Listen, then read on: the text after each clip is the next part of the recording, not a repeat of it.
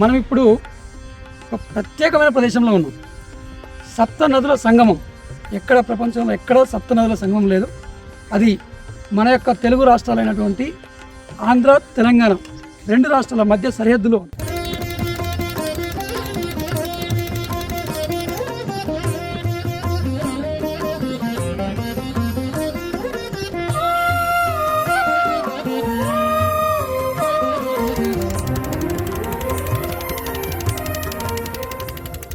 ఎనిమిది నెలలకు ఒకసారి మాత్రమే భక్తుల దర్శనార్థం ఆలయం అవతరిస్తుంది. మిగతా 8 నెలలు నదిలోనే ఉండిపోతుంది.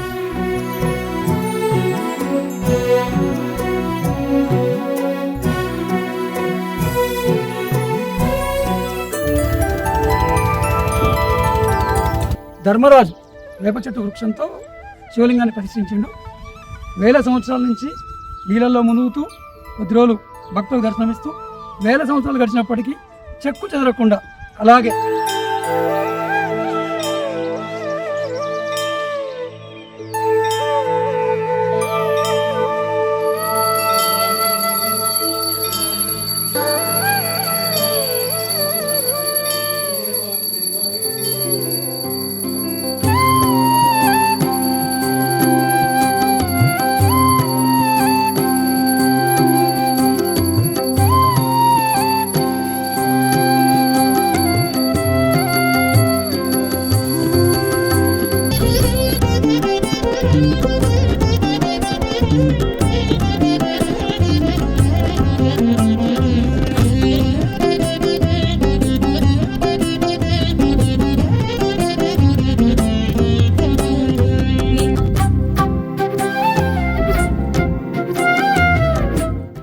ముఖ్యంగా సప్తనది సంగమం అంటే 7 నదుల సంగమం.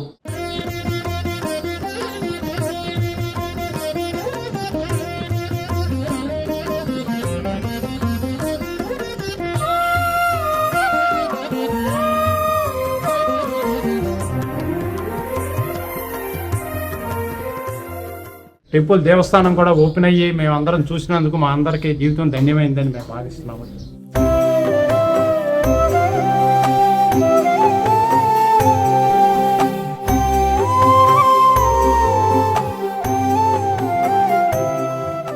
ఇక్కడ మాత్రం ధర్మరాజు వేప చెట్టు వృక్షంతో శివలింగాన్ని ప్రతిష్ఠించిండు. 1000 సంవత్సరాల నుంచి నీళ్ళల్లో మునుగుతూ కొద్ది రోజులు భక్తులకు దర్శనమిస్తూ 1000 సంవత్సరాలు గడిచినప్పటికీ చెక్కు చెదరకుండా అలాగే ప్రతిష్ఠించడం ఎలా ఉందో అలాగే ఉండి భక్తులకు దర్శనమిస్తుంది. మనం ఇప్పుడు అత్యంత పవిత్ర ప్రదేశంలో ఉన్నాం. కృష్ణానది గర్భంలో పరమశివుని చెంతన ఉన్నాం. పూజలు చేసే పూజారి గారు వారిని అడిగి స్వామి యొక్క విశేషాలు ఏంటి, ఆలయం యొక్క ప్రత్యేకత ఏంటి, అన్ని వివరాలు తెలుసుకునే ప్రయత్నం చేద్దాం. నమస్తే అండి. నా పేరు తెలకపల్లి రఘురామ శర్మ. సప్తనది సంగమ క్షేత్ర పురోహితులు, సప్తనది సంగమేశ్వర స్వామి ఆలయ ప్రధాన అర్చకులు. ముఖ్యంగా సప్తనది సంగమం అంటే 7 నదుల సంగమం. కృష్ణావేణి, మలాపహారిణి, భీమరతి, ఈ 4 నదులు ఆల్మట్టి డ్యామ్ పైన మహాబలేశ్వరం దగ్గర నుంచి ప్రారంభమై పండరీపురం దగ్గర కొన్ని నదులు ప్రారంభమై 4 నదులు ఆల్మట్టి డ్యామ్, నారాయణపూర్, జూరాల, బీచ్పల్లి మీదుగా సంగమేశ్వరం చేరుకుంటాయి.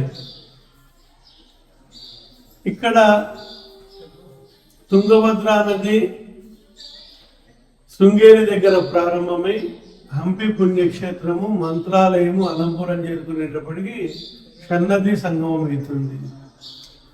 భవనాశిని నది అహోబిళంలో పుట్టి అది తూర్పున పుట్టి పడమరగా ప్రవహిస్తూ సంగమేశ్వరంలో తూర్పు నుంచి పడమరగా ప్రవహిస్తూ ఇక్కడ కలవడంతో సప్తనదుల సంగమం అయింది. సప్తనది సంగమం అనేది భారతదేశంలో ఎక్కడా లేదు. అలాగే పంచపాండవులు తమ అరణ్యవాసంలో ఈ ప్రాంతానికి వచ్చి వారితో పాటు ఉన్న కృష్ణ పరమాత్ముడు ఇక్కడ శివలింగాన్ని ప్రతిష్ఠించమని చెప్పడంతో ధర్మరాజుల వారు భీముడిని కాశీకి వెళ్ళి శివలింగాలు తీసుకురమని చెప్పడంతో భీముడు కాశీకి వెళ్ళి శివలింగాలు తీసుకొచ్చే సమయానికి ముహూర్త సమయం ఆసన్నమవుతుందని వేప ముద్దును ప్రతిష్ఠిస్తారు. ద్వాపర యుగంలో ప్రతిష్ఠింపబడిన శివలింగమే ఈ సంగమేశ్వర స్వామి శివలింగం. భీముడు కాశీ నుంచి తెచ్చిన లింగాలు సిద్ధేశ్వరం, మల్లేశ్వరం, కపిలేశ్వరం, సోమేశ్వరం, సంగమేశ్వరం అని 5 క్షేత్రాలు అయ్యాయి. ఇక్కడ పంచపాండవులు వంటలు చేసుకున్న ప్రదేశము, ద్రౌపదీదేవి చీరారేసుకున్న ప్రదేశము, కృష్ణవేణి మాత విశ్వామిత్రుడికి వరమిచ్చిన ప్రదేశము, విశ్వామిత్రుడు తపస్సు చేసుకున్న ప్రదేశము, గాయత్రి అమ్మవారు ప్రత్యక్షమైన ప్రదేశము, అలాగే భరద్వాజ మహర్షి వచ్చిన ప్రదేశము, అలాగే ఇక్కడ శాండిల్య మహర్షి తపస్సు చేసుకొని సూర్యనారాయణ స్వామిని ప్రసన్నం చేసుకున్నాడు కాబట్టి దీనికి నివృత్తి భాస్కర క్షేత్రం అని పేరు వచ్చింది. స్కాంద పురాణంలో శ్రీశైల ఖండంలో సంగమేశ్వర స్వామి మహత్యం గురించి 7 స్కందాలుగా వివరించబడింది. ఈ సంగమేశ్వర స్వామిని దర్శించుకున్న వాళ్లకు మరుజన్మ అనేది ఉండదు, ముక్తి కలుగుతుంది. ఈ క్షేత్రము 1981లో శ్రీశైలం జల విద్యుత్ ప్రాజెక్టులో నీటి ముంపుకు గురైంది.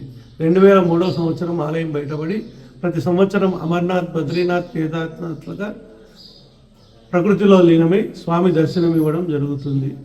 తిరిగి మళ్ళీ ఆలయము జూలై 3వ వారంలో 4వ వారంలో ఆలయం నీళ్లలో మునిగిపోవడం జరుగుతుంది. ఇంకోటి ఏమంటే ఏకాదశి ముందా ఏరు ముందా అని చెప్పి తొలి ఏకాదశికి ఆలయం మునిగిపోవడం జరుగుతుంది. ముఖ్యంగా ఇక్కడ ఏమంటే ఉగాది నుంచి స్వామివారి దర్శనం ఇవ్వడం జరుగుతుంది. ఒకసారి శివరాత్రి ముందు కానీ శివరాత్రి అయిన తర్వాత కానీ బయటపడడం జరుగుతుంది. కార్తీక మాసంలో అనేక మంది భక్తులు ఇక్కడికి వస్తారు. తర్వాత ఈ ఆలయం బయటపడిన తర్వాత సుదూర ప్రాంతాల నుంచి వచ్చి ఇక్కడ స్వామిని దర్శించుకోవడం జరుగుతుంది. అలాగే కృష్ణానది, గోదావరి నది, గంగా నది, దైవిక నదులు 3 ప్రవహిస్తూ ఎక్కడైతే ఉంటాయో అక్కడ ముక్తి కలుగుతుంది. కృష్ణానదీ తీరంలో ఉన్న ఈ సంగమేశ్వర క్షేత్రాన్ని అందరూ తప్పక దర్శించండి, తరించండి. అయితే ఈ అద్భుతమైనటువంటి ఆలయాన్ని ఈ భక్తులు తండోపతండాలో వివిధ ప్రాంతాల నుంచి వస్తున్నారు. ప్రస్తుతం హైదరాబాద్ నుంచి సీనియర్ సిటిజన్ అంతా వాళ్ళ బ్యాచ్ ఫ్రెండ్స్ అంతా కలిసేసి గ్రూప్గా సమూహంగా వచ్చారు. అయితే ఈ యొక్క భగవంతుని దర్శించుకున్నారు. వారి అనుభవం ఏంటో ఇప్పుడు వారిని అని తెలుసుకుంటారు. చేద్దాం. నమస్తే సార్. నమస్తే అండి. మేము Hyderabad Kukatpally housing board Lodha Meridian నుంచి వచ్చామండి. మేమందరం సీనియర్ సిటిజన్ గ్రూప్ అండి. ఈ గ్రూపు ఒకరోజు టూర్ కింద వచ్చినాము. మాకు కోఆపరేట్ చేసిన వాళ్ళు వీళ్ళందరూ మంచిగా కోఆపరేట్ చేశారు. టెంపుల్ దేవస్థానం కూడా ఓపెన్ అయ్యి మేము అందరం చూసినందుకు మా అందరికీ జీవితం ధన్యమైందని మేము భావిస్తున్నాము. అయితే ఈ టెంపుల్ ప్రాశస్త్యం గురించి ఇంతమంది తెలుసా, చెప్పారా? మీరు ఇప్పుడు వచ్చారు, సంవత్సరంలో 8 నెలలు కృష్ణమ్మ గర్భంలో దర్శనం ఇస్తున్నారు. అసలు ఎలా అనిపించింది మీకు? నమ్మశక్యంగా ఉందా? ఏమనిపించింది? నమ్మశక్యంగానే ఉందండి. ఇప్పుడు గురుగారు చెప్పారు దీని విశిష్టత అంతా. 8 నెలలు నేలల్లో ఉండి 4 నెలలు ఓపెన్ ఉండి భక్తులకి ఉపయోగపడేది 4 నెలలు. ఈవెందో విగ్రహం చెక్కు చెదరకుండా అట్లాగుంది. దాని గురించి మేము చాలా సంతోషం. అయితే ఆ విగ్రహం శిల కాదు, దేవదారు. అయితే ఇన్ని వేల సంవత్సరాల నుంచి కదా, అసలు ఏమనిపిస్తుంది? అది దేవుడి మహత్యమా ఏమిటా అనేది నేను సైంటిఫిక్గా టెక్నికల్గా నేను చెప్పలేనండి. పౌరాణికంగా చూసుకుంటే తప్పనిసరిగా దీన్ని మనం నమ్మాలి. ఎందుకంటే ఎప్పటి నుంచో ఉన్నటువంటి దేవదారైనా 100 సంవత్సరాలు ఉన్నటువంటి చరిత్ర ఉంది, ఏ టైప్కైనా ఏదైనా.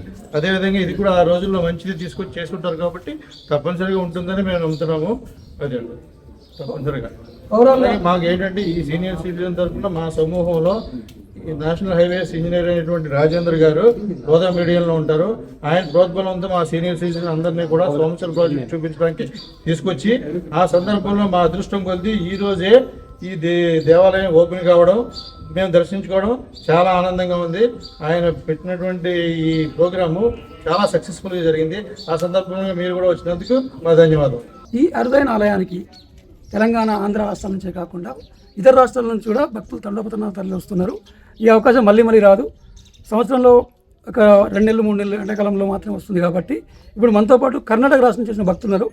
వారి యొక్క అనుభవం ఏంటిది, ఇంతకుముందు వచ్చారా ఏంటి ఒకసారి తెలుసుకునే ప్రయత్నం చేద్దాం. ఈ యొక్క టెంపుల్ గురించి ఇంతకుముందు విన్నారా, చెప్పారా? దగ్గర వాళ్ళు వస్తే వాళ్ళు చెప్తే తెలిసింది. తర్వాత యూట్యూబ్లో సెర్చ్ చేసి దాని గురించి తెలుసుకుని వచ్చాము.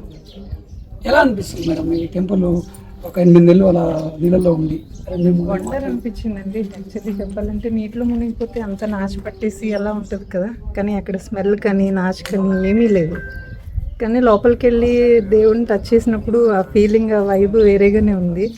సో నాకైతే చాలా హ్యాపీ అనిపించింది. అంటే ఎక్కడ లేని విధంగా ఈ టెంపుల్లో వేపదారుతో వేప చెట్టు అద్దుతో శివలింగం అనేది చాలా ప్రత్యేకత ఇక్కడ. మీరు ఆ శివలింగం టచ్ చేసినప్పుడు ఎలా అనిపించింది? ఇన్ని వేల సంవత్సరాల నుంచి ఆ యొక్క చెట్టు శివలింగం గురించి చెప్పండి.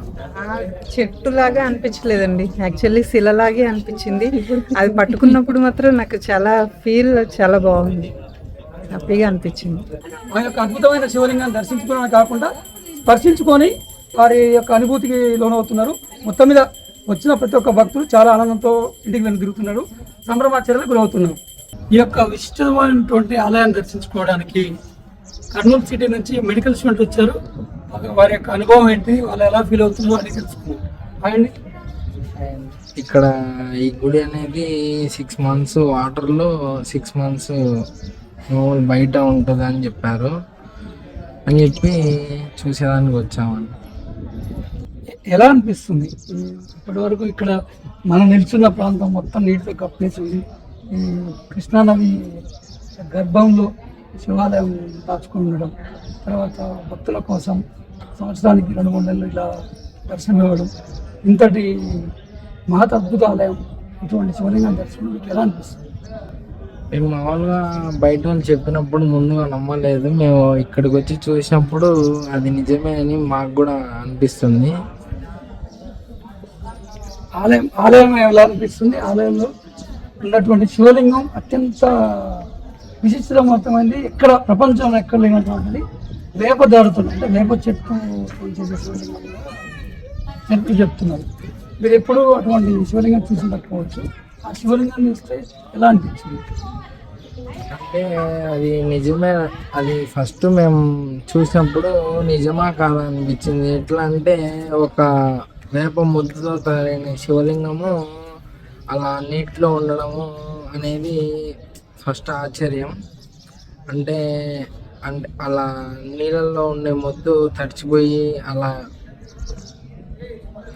వెళ్ళిపోద్ది కదా, కాకపోతే ఇక్కడ అలా ఉండడం అనేది విశిష్టతనే అండి. ఇక్కడ అయితే శివుడి యొక్క అనుగ్రహంతో మహిమతో వేల సంవత్సరాల నుంచి వేపదారు శివలింగం అవడం అలా స్థిరంగా ఉండి దర్శనమిస్తున్నట్టు. ఓవరాల్గా మీకు ఏమనిపించింది? మీరు మీతో మీ తోటి స్టూడెంట్స్ కానీ పేరెంట్స్ కానీ ఇంకా భక్తులు కానీ ఏం చెప్పాల్సింది? అంటే ఇక్కడ మంచి వాతావరణం ఉంది, మంచిగా దేవుని దర్శనం చేసుకోవచ్చు. మన చుట్టుపక్కల చెప్పే వాళ్ళంతా ఇది నిజమే నమ్మొచ్చు ఇక్కడ వచ్చి మేము చూసిన దాన్ని బట్టి. అయితే ఓవరాల్గా మీకు చాలా మంచి అనిపించింది. ఈ మెడికల్ స్టూడెంట్స్ కూడా అందులో శివభక్తులందరూ ఈ యొక్క శివుని ఎప్పుడు దర్శించుకుందామని వెయిట్ చేస్తున్నారు. స్టూడెంట్స్ కూడా తీరిక సమయం చూసుకొని వచ్చేసి ఆ యొక్క రేర్గా దర్శనం లభించే శివుని దర్శించుకుని వెళ్తున్నారు. ఇది ఇక్కడి విశిష్టత. సంగమేశ్వరం నుంచి నాగేంద్ర చాచి.